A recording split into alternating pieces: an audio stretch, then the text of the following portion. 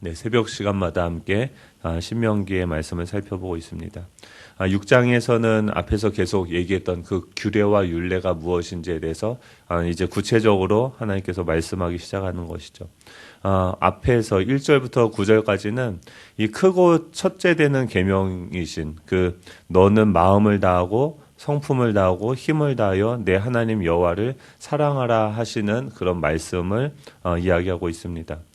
이제 출애굽 2세대들이 이제 그리스도 안에서 새롭게 태어난 우리의 속사람들의 가장 추구해야 되고 우리가 그 땅 하나님께서 선물로 주신 그 삶 가운데서 우리가 가장 애쓰고 힘써야 되는 것이 무엇입니까? 바로 하나님 여호와 하나님을 사랑하라는 것이죠. 마음을 다하고 성품을 다하고 힘을 다하여서 여호와 하나님을 사랑하고 그것을 유대인들은 이것을 쉐마라고 해서 손목에 메고 미간에 붙이고 지금도 그런 일들을 하죠. 그러니까 하나님을 사랑하는 것을 잊지 말라라고 이야기하는 거죠. 거꾸로 이야기하면 하나님을 사랑하는 것을 놓치면 떨어지는 거죠. 뭔가 다른 것들을 추구하게 되는 거죠. 거기서부터 어떤 문제들이 생겨나는 것이죠. 그 땅에 들어가면 내 하나님 여호와를 마음과 성품과 힘을 다하여서 사랑하라 하고 말씀하시고 두 번째는 오늘 본문이죠. 하나님을 잊지 말라라고 이야기를 하고 있습니다. 1절에 보면은 이 주어가 뭘로 시작합니까? 하나님, 내 하나님 여호와께서라고 이야기합니다. 하나님께서 어떤 일을 하십니까? 내 하나님 여호와께서 내 조상 아브라함과 이삭과 야곱을 향하여 내게 주리라 맹세하신 땅으로 너를 들어가게 하시고라고 이야기합니다. 이 하나님께서 그 땅을 얻게 하시고 그 땅에 들어가게 하시고 그것을 차지하게 하시는데 그 근거가 무엇이냐면 하나님께서 아브라함과 이삭과 야곱에게 맹세하신 그 약속인 거죠. 하나님의 일하시는 방식은 어떻습니까? 먼저 말씀을 하십니다. 그 신약 성경에서도 예수님이 이 땅에 오시고 어떤 일들 다 행하시는데 그 자신의 일을 행하시기 전에 하나님은 어떻게 하세요? 먼저 말씀으로써 자신의 행할 것들을 보여주시는 거죠. 왜 그렇습니까?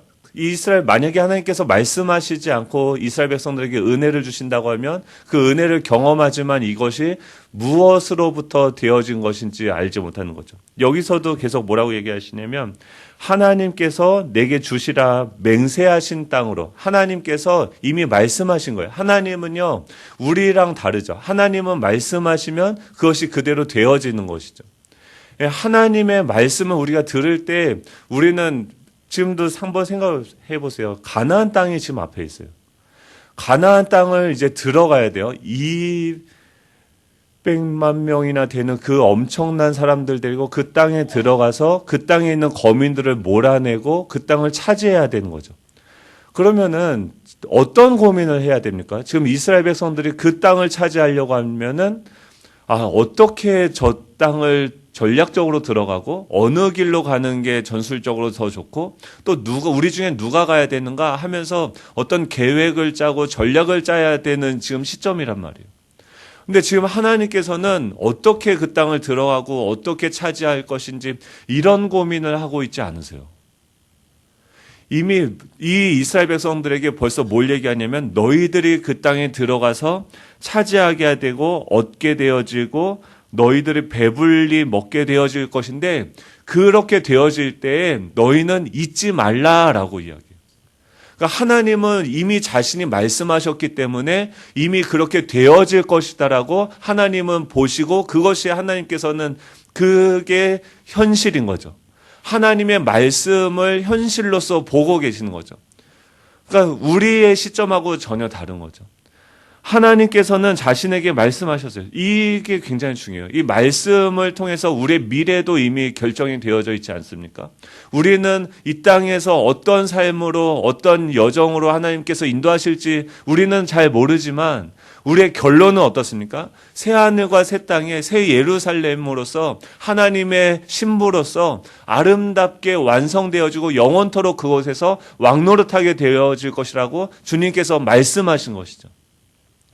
구약시대에 하나님께서 내 아들을 보내시리라고 말씀하신 것이 예수님의 초림으로 이루어진 것처럼 재림 역시도 이루어지는 거죠. 그러니까 하나님의 말씀을 대할 때 하나님을 사랑하고 하나님을 예배하는 방식으로서 이 말씀을 대해야 되는 거죠. 하나님이 무엇을 얘기하냐면 하나님이 하신 것이 무엇인지에 대해서 얘기하고, 하나님 뭐라고 합니까? 맹세하셔서 너로 들어가게 하신다라고 얘기해요. 그리고 그 다음에 내가 건축하지 아니한, 계속 너가 하지 않은 게 뭔지, 너가 하지 않은 게 뭔지를 계속 4번이나 반복하시죠. 내가 뭘 안 했냐면 건축하지 아니한 크고 아름다운 성읍을 얻게 하시고, 11절이죠. 내가 채우지 아니한 아름다운 물건이 가득한 집을 얻게 하시고, 내가 파지 아니한 우물을 차지하게 하시고, 내가 심지 아니한 포도원과 감람나무를 차지하게 하사 내게 배불리 먹게 하실 때라고 이야기합니다. 이스라엘 백성들이 하나님이 걱정하는 건 뭐냐면 자기가 했다라고 생각을 하는 거예요.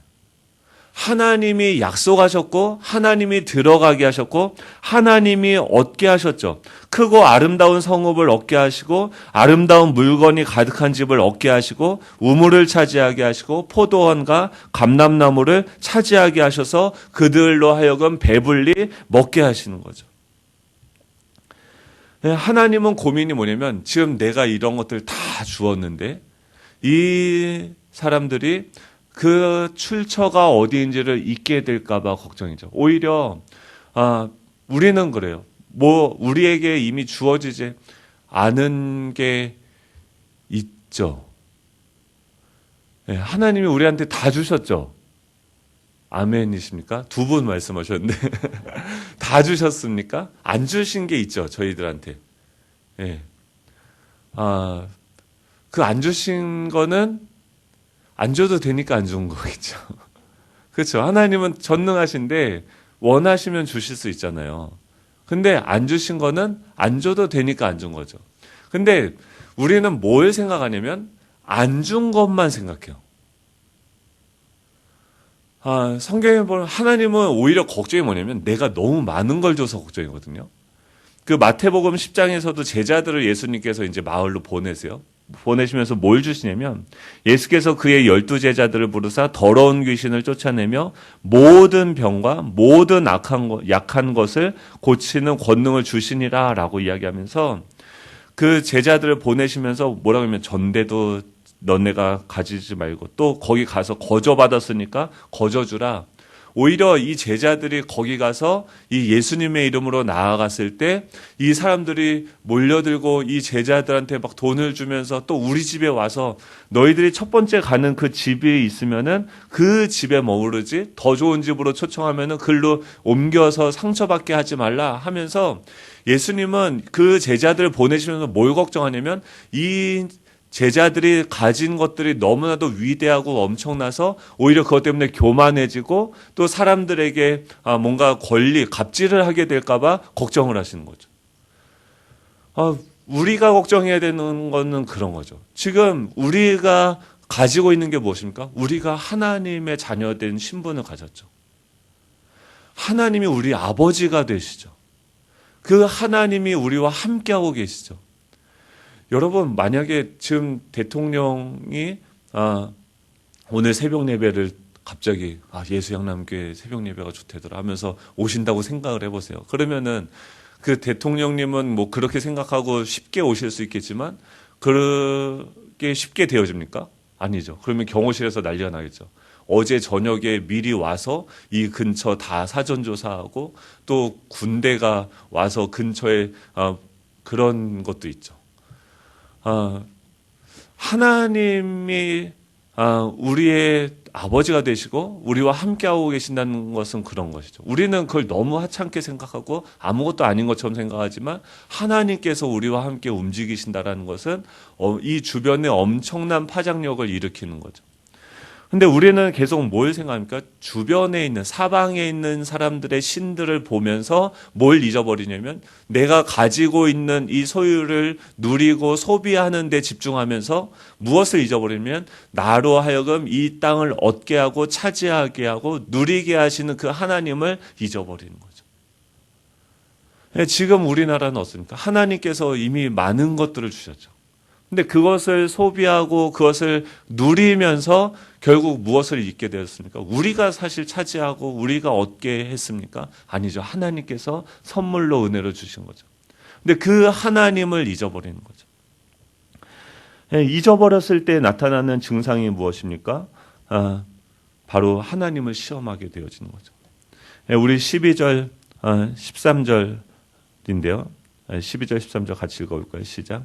너는 조심하여 너를 애굽 땅 종 되었던 집에서 인도하여 내신 여호와를 잊지 말고 내 하나님 여호와를 경외하며 그를 섬기며 그의 이름으로 맹세할 것이니라.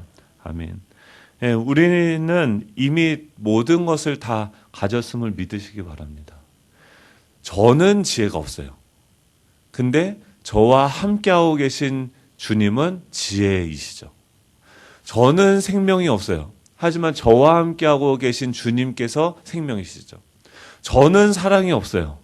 근데 그 사랑을 베풀어야 될 때 나와 함께하고 계신 그 하나님이 사랑이시고 그 하나님이 그 시간에 주님을 의지하게 할 때 사랑을 공급해 주시는 것을 믿으시기 바랍니다. 우리 주님 안에 모든 것이 있다라는 것을 믿고 모든 순간마다 모든 관계마다 모든 사건마다 주님을 의지하는 것이죠. 그분을 믿는 것이죠. 이 믿음이 계속해서 내 안에서 흐르고 확장되어져야 되는 거죠. 하나님을 더 알아가야 되는 거죠. 그 시간이 광야에서 40년의 시간이었어요. 이스라엘 백성들은 40년 동안에 하나님을 배웠죠. 하나님을 향한 믿음이 40년만큼 커진 거죠. 이제 그 하나님과 우리가 들어가게 되어졌을 때 잊지 말아야 될 것이 무엇이냐면 애굽 땅의 종되었던 집에서 인도하여 내신 여호와를 잊지 말라는 거예요. 우리가 원래 어디 있었습니까? 애굽 땅에 있었어요. 예전에 어땠습니까? 죄의 종이죠. 지금이 낫습니까? 예전이 낫습니까? 지금이 나요? 예전이 나요? 은혜가 떨어지면 예전이 더 낫는데 라고 생각해요. 애굽에서는 굶지는 않았는데 막 생각하죠. 근데 잘 생각해 봐야 돼요. 정말 그때가 더 좋았는가? 아니죠. 근데 이 하나님의 은혜를 잊어버리게 되면은 그때부터 뭐가 됩니까? 마사의 시험이 시작이 되는 거예요. 그 오카누 목사님에게 어떤 목사님이 물어봤대요. 목사님은 언제가 제일 행복하십니까? 라고 얘기했을 때 그때 막 사람의 교회가 엄청 부흥하고 사람들이 몰리고 또 제자 훈련을 해서 막 성공적으로 막 이렇게 돼서 사람들이 이 오카누 목사님을 거의 막 이렇게 숭배하던 그런 시기였는데 목사님이 순간도 고민하지 않고 바로 그 입에서 튀어나온 얘기가 뭐였냐면 이 죄인된 종을 하나님께서 구원하셔서 하나님의 말씀을 전하는 그 영광스러운 사역으로 나를 사용하시 주시는 것이 너무 감사하다. 그 안에 뭐가 있어요? 구원의 감격이 여전히 있는 거죠. 무엇으로 기뻐해야 됩니까? 무엇이 어디서부터 감사가 되어집니까? 거꾸로 왜 감사하지 않고 행복하지 않습니까? 잊어버린 거예요. 지금 뭘 기억하라고 얘기해요? 애굽 땅에서 종되었던 집에서 인도하여 내신 여호와를 잊지 말라. 너가 예전에 죄인 되었었고 왜 에베소서에서도 계속 이야기합니까? 너가 허물과 죄로 죽었던 너희를 살리셨다. 헬라인과 유대인과 자꾸 사람들의 외모가 보여지고 비교가 되어지고 막 이런 어떤 교회 안에 차별이 이루어지는 거죠. 왜 그렇습니까? 우리가 은혜로 구원받은 것을 잊어버리는 거죠. 죄인 되었던 우리를 하나님께서 구원하셨다는 거예요. 뭘 잊어버리지 말라고요? 죄인 되었던, 죽을 수밖에 없었던, 이 사단의 종노릇할 수밖에 없었던, 죄에게 맨날 지고 사망의 지배를 받아서 날마다 두려워서 벌벌 떨던 우리를 하나님께서 구원하시고 하나님의 자녀 삼아주시고 영원한 하나님의 나라를 소망하시는 그 위치에 우리를 두신 거죠. 이것이 우리가 감사해야 될 이유고 함께 주님을 기뻐해야 되는 것이죠. 이 은혜를 잊어버리면 지금 잊지 말라라고 얘기했는데 그것을 잊어버리면 어떻게 됩니까? 찬양하는 데 기쁨이 없어져요. 기도하는데 목이 꼿꼿해지고 이제 하나님한테 갑자기 하나님 제가 이렇게 했는데 주님 지금 이렇게 응답을 안 하시고 지체하시면 됩니까? 주님 1번부터 5번까지 내일까지 응답하십시오. 뭐 이런 식으로 기도하는 거죠. 왜 그랬습니까? 잊어버린 거죠. 은혜를 잊어버리면요 하나님을 시험하게 되죠. 내 16절에 보면 너희가 마사에서 시험한 것 같이 너희 하나님 여호와를 시험하지 말라라고 이야기합니다. 우리 13절부터 16절까지 같이 읽어볼까요? 시작. 내 하나님 여호와를 경외하며 그를 섬기며 그의 이름으로 맹세할 것이라. 너희는 다른 신들 곧 내 사면에 있는 백성의 신들을 따르지 말라. 너희 중에 계신 너희의 하나님 여호와는 질투하는 하나님이신즉 너희의 하나님 여호와께서 내게 진노하사 너를 지면에서 멸절시키실까 두려워하노라. 너희가 마사에서 시험한 것 같이 너희 하나님 여호와를 시험하지 말고. 지금 뭘 걱정하시냐면 잊어버리게 되면 지금 13절에 너의 하나님 여호와를 경외하고 그를 섬기며 그의 이름으로 맹세할 것인데 너희는 그곳에 가서 다른 신들, 내 사면에 있는 백성의 신들을 따르지 말라라고 얘기해요. 우리 주변 사면에 있는 모든 그 백성들은 자신들이 섬기는 그 신이 있는 거죠. 이 하나님의 은혜를 우리가 잊어버리게 되면은 그 내 주변에 있는 사람들이 믿는 것을 추구하게 되고 따라가게 되어지는 거죠. 그러면 이 우리 가운데 계신 하나님은 어떻습니까? 질투하는 거죠. 이건 너무 당연한 거죠. 제 아내가 만약에 저를 바라보지 않고 다른 남자를 보면서 막 침을 흘린다고 하면 열받는 거죠. 막 그걸 보면서 여보 잘하고 있어 뭐 이럴 남편이 어디 있습니까? 하나님이 우리를 그렇게 구원하셔서 자신의 신부로 또 신혼방에 갖다 두셨는데 다른 인간을 쳐다봐. 사랑은요 질투인 거죠. 제가 만약에 그래서 봐요. 맞아 죽죠. 주여. 하나님과 우리의 관계는 사랑의 관계이기 때문에 그 사랑의 관계에서 이탈하면 어떻게 해요? 진노를 불러일으키는 거죠. 그 16절에 너희가 마사에서 시험한 것 같이 너희 하나님 여호와를 시험하라. 마사에서 어떤 시험이 일어납니까? 이스라엘 백성들이 홍해를 건너서 이제 이 구원의 감격을 하나님께 찬송하죠. 근데 그 여운이 남기기도 전에 이 하나님 앞에서 불평과 불만을 이루게 됩니다. 왜냐하면 그 땅에 거기서 출애굽기 17장 3절에 보면 백성이 목이 말라 물을 찾으며 그들이 모세에 대하여 원망하여 이르되 당신이 어찌하여 우리를 애굽에서 인도하여 내어서 우리와 우리 자녀와 우리 가축이 목말라 죽게 하느냐라고 이야기하죠. 그가 그곳 이름을 마사 또는 무리바라 불렀으니 이는 이스라엘 자손이 다투었으며 보세요. 이스라엘 백성들이 다투기 시작해요. 왜 다툽니까? 지금 물이 없다라고 이야기하면서 모세랑 또 자기와 싸우기 시작하는 거죠. 근데 왜 싸웁니까? 그들이 여호와를 시험하여 이르기를 여호와께서 우리 중에 계신가 안 계신가 하였음이라라고 얘기해요. 하나님이 안 계신 것처럼 믿어지니까 뭘 봅니까? 주변에 있는 사람들로 하여금 왜 이 결핍의 요소를 해결하지 못하느냐라고 얘기하면서 지금 왜 우리를 이곳으로 인도했느냐 서로 원망하게 되고 다투게 되어지는 거죠. 물 때문에 일어난 사건이지만 물의 문제가 아니고 믿음의 문제였던 거죠. 하나님께서 일하시는 방식을 생각해보세요. 하나님은요 말씀하시죠. 그것을 우리가 믿는 거죠. 말씀을 통해서 하나님을 신뢰하는 거예요. 그 무리바 사건, 이 마사의 사건, 하나님을 원망하고 하나님이 우리 중에 계신가 안 계신가 이 시험이 들고 나서 그게 17장인데 그 다음에 무리바 사건이 일어나고 바로 다음에 8절이 뭐가 되냐면 그때 아말렉이 와서 이스라엘과 르비딤에서 싸우니라라고 얘기해요. 하나님이 우리랑 함께하고 계시다는 것이 보이지 않게 되어졌을 때 그들은 내부에서 분열이 일어나고 그 틈을 바로 누가 치고 들어옵니까? 아말렉이 치고 들어오는 거죠. 그러면 거꾸로요. 아말렉이 우리에게 치고 들어오고 어떤 문제가 우리 안에 치고 들어오고 우리가 시험에 들게 되어졌을 때는 또 우리가 뭔가 다툼이 이루어졌을 때는 그 원인이 어디 있습니까? 하나님이 우리와 함께하고 계신 것을 잊어버린 것이 원인이 된 거죠. 예. 오늘 하나만 기억하시면 돼요. 뭘 잊지 말라고요? 하나님께서 우리를 인도하신 것입니다. 예. 어떻게 인도하셨습니까? 자신의 아들을 십자가에 내어주셨어요. 근데 그분이 어떻게 우리로 하여금 지금 있는 그 사소한 문제들 때문에 우리를 망하게 하실까요? 예. 아니죠. 예. 계속 우리는 지금 계속 그 하나님이 우리와 함께하고 계시다는 것을 믿는 믿음으로 가나안 땅을 봐야죠. 과거의 애굽을 보는 게 아니라.